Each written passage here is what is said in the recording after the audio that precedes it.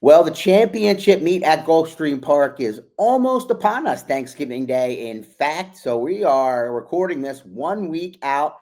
And at First Bet and Xpressbet, we're going to celebrate with a promotion this Saturday regarding the late horizontals. We're going to talk about that pretty much exclusively today as we wait for the big Thanksgiving racing and, of course, championship meet. Lots of fun racing to come. Belly and Armour on it. We'll talk about it. Coming up next on Horse Sense.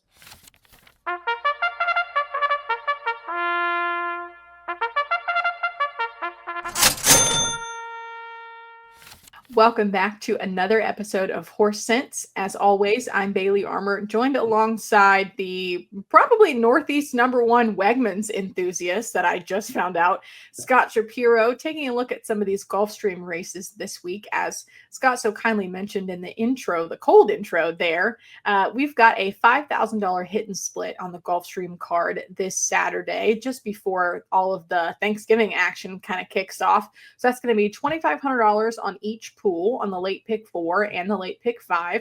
We'll talk about a couple races here today to kind of hopefully help give you some clarification on a couple horses. Maybe you like the ones we do, maybe you don't. You can let us know in the comments, but that's the highlight of our promotional calendar there on Saturday. Now, if you are seeing this on Thursday when it gets posted, we also have a continuation of our cornucopia of cash promotion that we've been running this month, which is just a funny way of a series of bet 100 get 10 promotions. This one on Thursday is at the fairgrounds. The start of the fairgrounds meet there should be a pretty good one. So if you bet $100 on the fairgrounds card today, if you see this in time on November the 20th, then you'll get an extra $10. And there'll be more tracks in that as we continue through the rest of the month and start to take a look at next week's promotions for Thanksgiving, which there's about 1 million of them and something for everybody. Those being highlighted by the $10,000 Turkey Bowl that we're bringing back, our ever popular contest there. So that one, not to get too into the weeds of it, you'll find the full details on our promotions pages, but that one is 10 successful $10 win bets on 1 or 10, I guess, of 24 optional races. Thanksgiving weekend will win you a share of $10,000 in bonus cash. Pretty exciting. What do you think, Scott? Yeah, good stuff. So exciting. I think we're going to make that the topic of next week's Horse Sense right before the holiday. We'll dive through some of the Turkey Bowl extravaganza, if you will, and maybe help people hit that from then. And, a little bit slow on the tournament scene. We were supposed to, though, have the first qualifier for the $1,500 Santa Anita opening day challenge. That was supposed to be Delmar last Saturday, but they canceled due to weather. So we're rolling that back. I think it's a $300 entry. Try to get into that $1,500 opening week contest. Always a great card and a great tournament on opening week. I was corrected about this, and I still hear people that work there and they say the same thing. I hear it said so many different ways, but the fairgrounds is not right. I know it's just fairgrounds. Yeah, but they all fairgrounds race course. Hard though, right? Because if you say a sentence, a lot of times you're like, let's say well, I guess you would never say I'm going to the Saratoga. So I guess I'm wrong. So it's I think it's just a fairgrounds thing. Like all of the horses I know just call it the fairgrounds. I think a lot of people call it the fairgrounds, even though that's not its actual name. It's just fairgrounds. Yeah, it's fairgrounds or slots and race course or something like that. But it just there you go. Yeah, it's interesting. Anyway, I thought that was because when you said it, I mean, I catch myself and I hear 80% of more say it the way you said it with the. Yeah. And it's kind of the way it comes off people's tongues. I don't think anybody's really thinking about it, but just an interesting. No, I don't think so. There. Well, I mean, we're going to talk a little bit more about the Gulfstream Park coming up.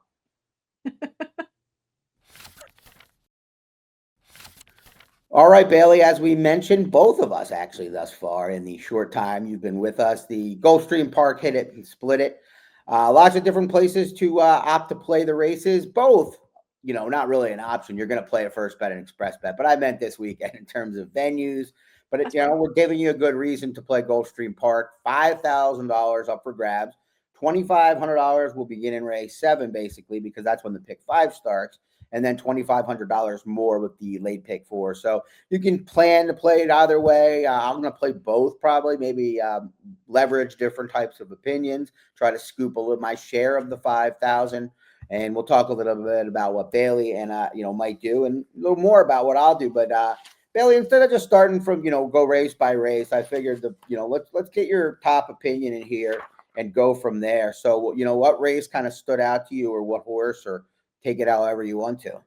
Yeah, okay, perfect. Well, in the interest of everyone's time, I have what I would call like a JV horse and a varsity horse, like All right, you start with the two. varsity, and then I'll take, and then I'll check with Okay, maybe a varsity horse of mine.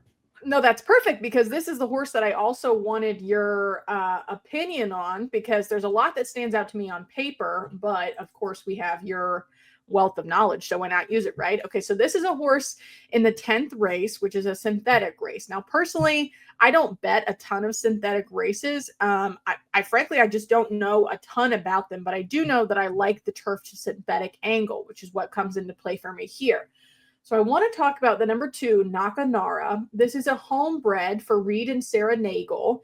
They have Big Lick. It's called Big Lick Stall Rental, but they run a training center down in Ocala. So Nakanara is out of a mare that I was trying to find some data on because this is a horse by gun runner when you don't see a ton of gun runners in synthetic races, right? So I'm like, okay, that's kind of weird. How did they get this random gun runners? Right, Maryland bred gun runner. So I'm digging into the backstory of this horse. Big Lick Farm, Reed and Sarah Nagel's operation. They do like a VA certified program where they'll breed horses and then send them up to Virginia to foal. It doesn't answer the Maryland question, but I'm assuming they did kind of the same thing here after they bred the mare in Kentucky. But the dam here, Queen Del Val or Valley, I'm not sure. Queen Del Val was a phenomenal turf sprinter down at Gulfstream in like 2016, 2017. So they claimed her for $25,000. She then won 9 for 11 races for them, including a stake up at Woodbine, set a turf sprint record up there, and then produced this horse that they then took her to Gun Runner, bred her, and have got this really solid foal. I mean, he's got 12 lifetime starts, this chestnut gelding, 134,000 in lifetime earnings so far. The family clearly loves the surface. Now, this is his first appearance at Gulfstream, but he's done really well on that like mid-Atlantic colonial laurel turf circuit. He's done really well sprinting up there, and then gets a solid jockey riding down at Gulfstream today. He's coming off of a 3rd place finish in a turf sprint championship up at Belmont and Aqueduct. So slightly a drop in class there, maybe a freshening up for the winter, but everything on paper, at least, including the field best buyer figures, is just immediately drawing my attention to this horse. That's a good story. No, I know, right? Like it's a lot of good backstory. You know that they have Big Lick Farm. Like, I mean, yeah. To me, that I'll tell you why it matters from a handicapping perspective. To me, you look at these low-profile barns, and you want horses that are very important to them because they only started. Sarah Nagel has only started 36 horses. Owner's Reed. You're saying that's her husband? It's her husband, yeah. And the horses used to run in Reed's family deal. They don't have they don't have a lot of horses. This horse has started 8 times this year, so that's 1/4 of their start. Yeah. It's interesting that he was in for a tag a couple of times. I don't know the full rules down there. Some of them are waivers, some of them are but I don't know. But other than that, I understand where you're coming from. I just had concerns. Like, to me, that's makes that I upgrade now. Like, I think he's going to be one of the favorites. So I was kind of like no all weather, but he comes in very good form. I guess I was just like, well, he's trying a new surface. But when I see that it's somebody that has just a couple of horses, and this horse probably means a good deal to them since they trained the mare and they bred them. You said Gun Runner 200 something. They spent 200 grand probably or whatever. Yeah, I think they went. I think Gun Runner was 250, and I think they went to Gun Runner twice with this mare. So, and this one I think is the older one. So they clearly liked what they saw when he was a developing horse. That's how I think about it. Is like trying to get into their mindset. Like why? Yeah, no, I love the way you're thinking, but why the all weather? Why wouldn't they keep him on the turf? Yeah, I don't know. Maybe he's ready to go now. And then that's another, but I mean, these are kind of inferences that you can get yourself caught up in. Yeah, would be a good thing. That's where I'd have bad thing. Yeah. Yeah. No, that's a good, I like it though. Because when I'll tell you what I came up with in this race, and it was the 7N You Wish, who was a horse that gets back to this 5.5 furlongs at this level, won this race, or a race like this 3 back. And I just like the fact, he ran well. He finished second to Reef Runner, who I think was in the Breeders' Cup Turf Sprint. Yeah, we love He refurbs. wasn't. He was also eligible, but you get the idea. And then they tried to go long. I don't really care about that. And so that's the one I went to. So there you have it. Maybe too deep if you want to listen to us. Maybe you toss them both. To me, let's go to your race. That was a good. I mean, the 7 in the race 10 was one of my keys, but it wasn't like a horse that can't be talked off of in any way. But it's interesting. I mean, that's an interest. When that's the kind of stuff that you can, they don't happen a lot. Those angles, where you can really.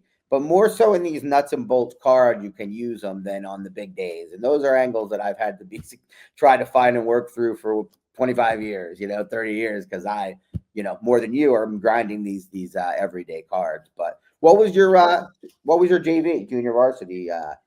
Some of us the JV was JVs and varsities. Maybe that'll catch on. The JV horse I think it caught on in high school a long time ago. Way back in the day for you, not so far away from me. They've been calling me varsity and junior varsity longer than me and you, is my point. Did they call it junior high when you went to middle school or just middle school? Is the junior high newer or older? Junior high was definitely around. I thought junior high. I think it's older. I think junior high was a term that had a little, like middle school where I was 6, 7, 8. Yeah, that's how it was for me. High isn't always the same as 6, 7, 8. What were you? Middle school, yeah, 6, 7, 8 for me. But I know some people that went to like junior high. I think junior high was 7 through 9. Different, yeah. I went to Memorial Middle School. I went to Gainesville Middle School, Gainesville, Georgia. All right, let's talk about shout out. Anyway, okay. I'll hear you out first. Yeah, my JV horse here is race number 9. This is the only dirt race in the sequence, a 1-turn sprint, fake sprint. The 2 Sunset Harbor is making her first start for the Carlos David barn after being claimed from Sappy Joseph. Horses making their first start for Carlos David are 31% winners, 31% of the time. She's four starts at Gulfstream. 2 of those. More. One thing I would ask, like if I was just asking from a stat, and like I would suggest anybody out there as sample size. So like if someone's asking 70 me, starters, it's a lot. He has a lot of starters. I know that, Carlos. Yeah.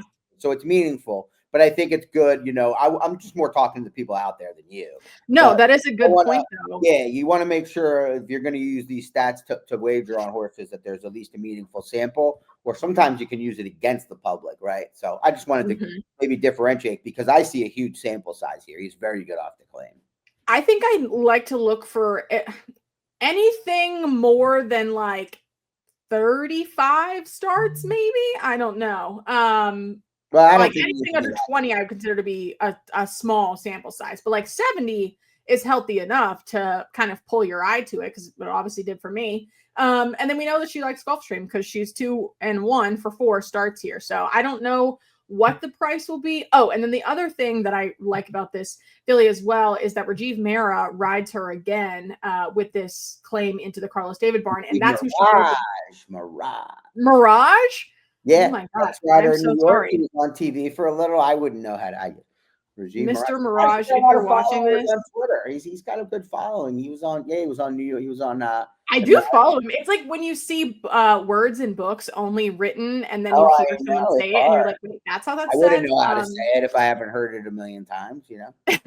Okay, so Rajiv Mirage rides her, who is she got her maiden win under him also here at Gulfstream in mid-July. So first time Carlos David, jockey that she likes, and a decent enough sample size, and then she likes the course. So that is my JV opinion. If you have any thoughts one way or the other on that one. Well, when I look at this race, I just see more speed. Like everybody wants to lead. Now we know that's not how it plays out. But when you're inside, I worry about it more because if you don't break well, you could get buried on the rail, right? Or buried down the side. So that's my worry about Sunset Harbor. Also a little bit, Saffy drops to win. So, this is, I'm not really worried because this filly was a homebred. Dropping to 25 isn't, I wouldn't look at that as a red flag that Saffy, thought this horse can't run. But, to an extent, he ran at this level last time, got caught up in a battle. It was in the mud. So I see a lot of upside here. The other question I would say when I would ask First off, the claim with Carlos David is, yes, he's 29%, but how many times is he moving up horses off trainers that also win at 20-25%? So that would be something I did not dive into because I wasn't super attracted to this horse, only because I'm looking at this race as a complete fall apart. And that's how I'm going to play it. And I'm just going to hope that Street View and not the Safi Joseph in here is going to be on the outside and is not fast enough and is just going to fall into that, we'll be able to angle over, fall into that perfect stalking trip and be able to make you see that move at Gulfstream a lot where they, take control from tiring speeds and then there's really nobody that can run on late from the back. If someone were to run on late from the back, though, the one puckered, the form's a little darkened, but she can finish, and she was back on 12 days rest last time. So those are the two I have interest in, but I'm a little bit stubborn in the fact that I'm just going to play against all these speeds down on the inside, especially because you're going to need a lot to go right or just be much the best. I mean, to the outside, you got this fantastic Flame who might be the favorite, has a real big maiden win over this track. Palm Desert for Riley Mock coming in from Kentucky. So I don't know. It's a tough race, I think. So I'm going to take my stand with that, the speed. The other race, the race, the sequence kicks off in race 7. I know you didn't have much of an opinion in there. Open 10. But I'm all ears for what you have. Yeah, I mean, I'll just run through the ones that that you didn't have opinions, my thoughts real quick, and we'll get everyone out of here. But the Open 10 claimer that kicks it off. The one thing is the top two from the race on there was an exactly the same race on November 1st, same level, same distance, and Love Mammy Love and One of One just ran 1-2 around the track. And normally you would say, okay, that's probably not going to happen again, but there's just no other speed. So all the other horses that came out of that race are just up against it again for the same reason. Maybe Love Mammy Love can turn the turn the tables, but if not, I'm just looking for horses that were not in that race. And the only other one that looks possible to me is Tinta Roja. It's just not a race that I think has very much, there's just not a lot to sink your teeth into from a creative standpoint. In the 8th, I think Duty is interesting for Miguel Clement. He kept this horse down here he didn't keep this horse down here throughout the summer and whatnot, but had down here before, has been working at Belmont over the training track and sends down here right before the championship meet. I don't know. He's a lot less damaged, if you will, a lot less dirty. I mean, a lot of these horses, we kind of know what we're getting into in here. And I think Duty will make the lead. So that's the one I'm most interested in there. I think Uncle's Gold, another one that's, what's the word I'm looking for? It's not damaged. Knocked around? I don't know what you're looking for. They're not, I don't know. It doesn't matter. They less holes in them though, because they've had. You'll think of it later when the recording starts. Think of it later when it doesn't help anybody. And then in race 11, I really don't. It's another all-weather race. A lot of class droppers. I would, I'm going to use a bunch of them, I think. But the inside couple, the one with Johnny V on the rail, makes some sense. English Rocker, and then Hard Circle, I think, is the likeliest winner. This one is dropping now in the Jose D'Angelo barn, and I think will probably make the lead. So I don't see this being a sequences that are going to pay massively. So I think I would avoid playing, those big tickets, and maybe if you want to put a lot into it, play it, a number of times. But you're going to center your ticket around around your the Nagel, your friend. Knockanara, right? Yeah, no, definitely hinging it all on Knockanara for me. Yeah, pick 4, sticking to my much more comfortable territory in the pick 4 that it is. But yeah, hopefully Knockanara can knock him down. We'll see. But very good insight from you for the rest of those races where I didn't have a strong opinion. So thank you for that.